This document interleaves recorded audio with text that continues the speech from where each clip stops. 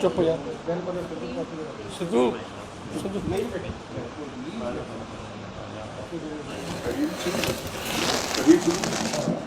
सब तो पहले तो सारे पत्रकार भरावां का स्वागत है।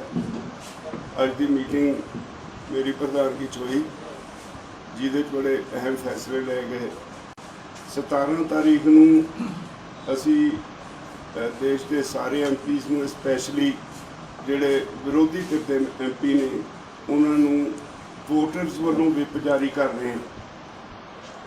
अज तक पार्टियां विप जारी कर दी हैं, वोटर्स का विप असी जारी कर रहे हैं जिहदे च असीं उन्होंने कह रहे हैं भी तुसीं इन्ने लंबे समय तो अंदोलन चलदा है, तुसीं ते तुहाडी पार्टी ने मूँह नहीं खोलिया, तुसीं बनदी आवाज़ नहीं उठाई, इस करके 7.5 महीने किसानों नूं अंदोलन बैठिਆਂ ਨੂੰ हो गए। तो असीं तुहानूं हदायत करते हैं कि पार्लीमेंट का सैशन शुरू हो रहा है। अज ये अंदोलन सारी दुनिया के निगाह हेठ है। इस अंदोलन पर बहस हो चुकी house of common Australia New Zealand Canada international human rights commission के ध्यान हेठ है और यूनाइटेड नेशनस इन्हूं वाच कर रहा है। ये अंदोलन सारी दुनिया का अंदोलन हो गया, पर तुहाडी पार्टी ने या तुसीं इहदे ते मूँह नहीं खोलिया। इस करके असी उन्होंने कहा भाई जिहड़ा हुण 19 तारीख तो पार्लीमेंट सैशन शुरू हो रहा है, तुहाडे वोटर तुहानूं हदायत करते हैं भी तुसीं पार्लीमेंट जदों जाओगे सब तो पहला काम ये होएगा भी तुसीं किसानां दे जिहड़ा अंदोलन चल रहा है इहनूं हल कराउण वास्ते पार्लीमेंट दे विच होर कोई काम नहीं होण दोगे, पहलां इहदे उत्ते गल करोगे। ते जे तुहानूं वाकआउट तुसीं नहीं करना, क्योंकि वाकआउट करके तुसीं रूलिंग पार्टी नूं खुला समा दे दिंदे हो जो मर्जी करन।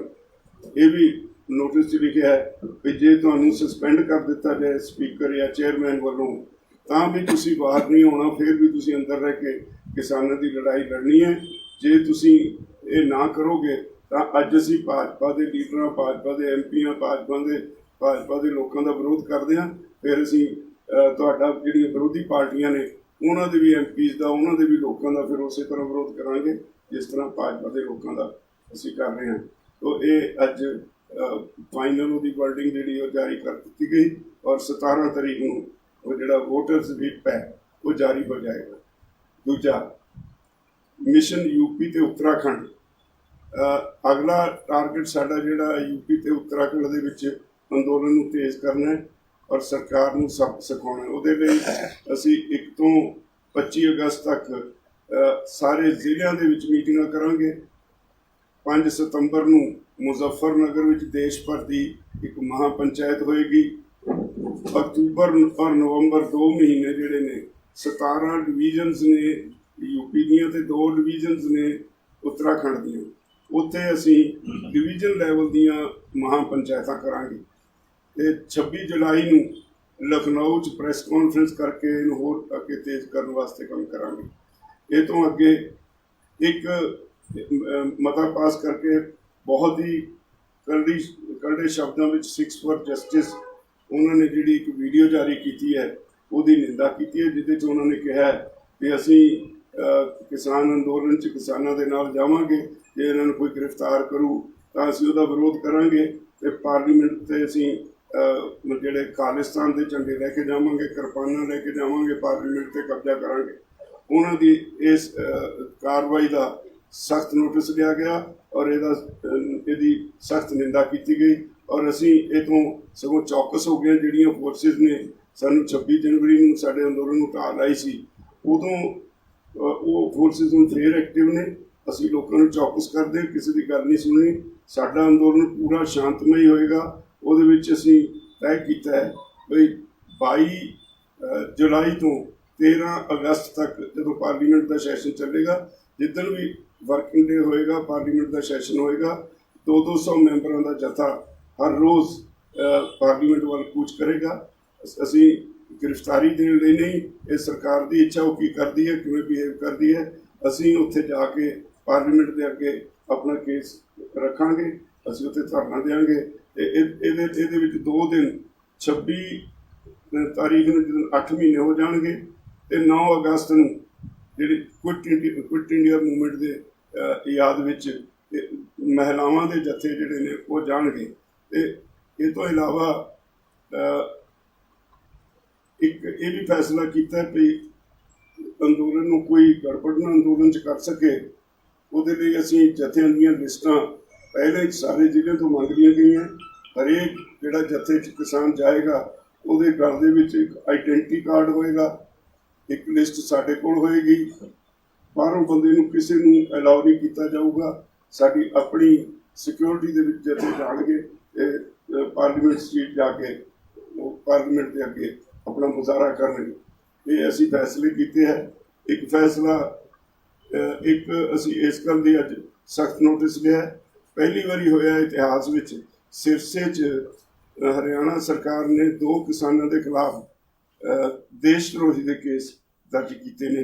ਤੇ ਇੱਕ ਅਸੀਂ ਅੱਜ ਜਿਹੜਾ ਹਰ ਰੋਜ਼ ਚੜੂਨੀ ਸਾਹਿਬ ਦੇ ਪੋਲੀਟੀਕਲ ਹੋਣ ਦੇ ਬਿਆਨ ਆਈ ਜਾ ਰਹੇ ਸੀ ਪੰਜਾਬ ਦੇ ਲੋਕਾਂ ਨੂੰ ਮਿਸ਼ਨ ਪੰਜਾਬ ਦੇ ਨਾਂ ਹੇਠ, ਉਹ ਇਸ ਵੇਲੇ ਅਸੀਂ ਮੋਰਚਾ ਲੜ ਰਹੇ ਹਾਂ। ਇਸ ਵੇਲੇ ਕੋਈ ਰਾਜਨੀਤੀ ਨਹੀਂ ਕਰ ਰਹੇ। ਬਾਰ-ਬਾਰ ਕਹਿਣ ਦੇ ਬਾਵਜੂਦ ਉਹ ਫਿਰ ਅਸੀਂ ਉਹਨਾਂ ਦੇ ਬਿਆਨ ਕੰਡੈਮ ਕਰਦੇ ਰਹੇ, ਉਹ ਫਿਰ ਬਿਆਨ ਦਿੰਦੇ ਰਹੇ। ਅੱਜ ਉਹਨਾਂ ਦੀ ਇਸ ਕਾਰਵਾਈ ਲਈ ਅਸੀਂ 7 ਦਿਨ ਲਈ ਉਹਨਾਂ ਨੂੰ ਸਸਪੈਂਡ ਕੀਤਾ ਹੈ ਔਰ 7 ਦਿਨ ਕੋਈ ਬਿਆਨ ਨਹੀਂ ਦੇ ਸਕਣਗੇ, ਸਟੇਜ 'ਤੇ ਨਹੀਂ ਜਾ ਸਕਣਗੇ। ਇੱਦਾਂ ਦੀ ਉਹਨਾਂ 'ਤੇ ਪਾਬੰਦੀ ਲਾਈ ਹੈ। ਤੇ ਅੱਜ ਦੇ ਇਹੀ ਫੈਸਲੇ ਨੇ। ਮੈਂ ਬੇਨਤੀ ਕਰਾਂਗਾ sir Prem Singh Pangu, advocate Punjab Haryana high court, ਸਾਡੇ ਲੀਡਰ ਨੇ ਕਿਸਾਨ ਜਥੇਬੰਦੀ ਦੇ, ਜਿਹੜੇ ਸੈਡੀਸ਼ਨ ਦੇ ਕੇਸ ਨੇ ਉਹਦੇ ਬਾਰੇ ਕੁਝ ਕਹਿਣਾ ਚਾਹੁੰਦਾ।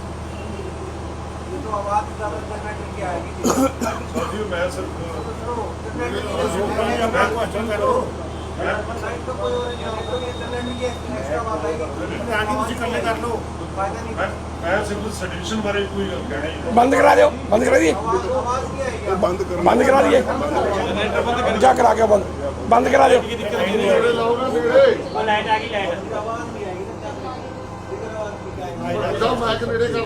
ਤੁਸੀਂ ਆਪਦੀ ਲੈਟਰ ਲਾ ਦਿਓ। ਚਲੋ ਜੀ। ਸਿਰਸਾ ਦੇ ਵਿੱਚ ਕੱਲ ਹੋਈ ਘਟਨਾ, ਉਹ ਜਦ ਸਾਰੇ ਉਹਦੇ ਵਿੱਚ 2 ਫਾਰਮਰਸ ਦੇ ਖਿਲਾਫ ਸੈਡੀਸ਼ਨ ਦਾ ਕੇਸ ਦਰਜ ਕੀਤਾ। ਸੈਡੀਸ਼ਨ 124 ਇਹ ਹੈ ਜਿਹਨੂੰ ਦੇਸ਼ ਧਰੋਹ ਕਿਹਾ ਜਾਂਦਾ।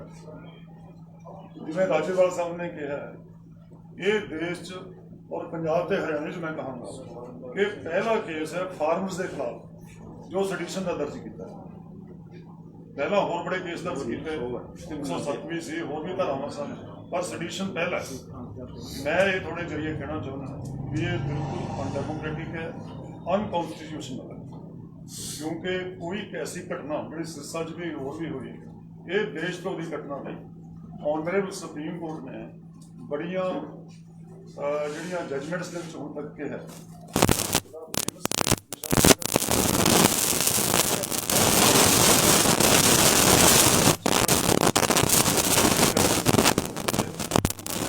स्वामी का केस सुन रहे डेथ हुई, बेटी 4 ईयर ओल्ड सी, वो छत्तीसगढ़ के जल जंगल के जमीन की रखी करता सी, पूरा लीड करता सी, उन्होंने बेल नहीं दी करके केस की सुनवाई करते हुए अपनी जज जज उन्होंने किया है मर्डर ऑफ डाइसेंट।